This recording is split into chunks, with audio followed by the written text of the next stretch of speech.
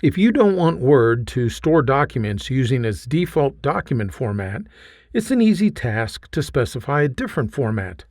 Apply what is demonstrated in this quick tip, and you'll be saving in different formats in no time.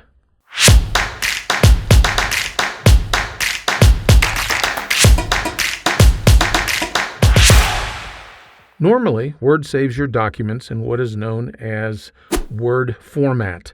This means that the documents are stored in a format based on XML. This format may not be easily understood by other versions of Word, nor by other programs. If you do a lot of work creating documents for other versions of Word or for other programs, you may want to specify a different default file format for your documents. Start by displaying the Word Options dialog box. We'll click on Options there. And then at the left side of the dialog box, we're going to click on Save. This is the option that you want to pay attention to, this one right here, Save Files in this format. If you click on the drop-down list beside it, you can see that there's a whole bunch of different formats that you can use for your documents.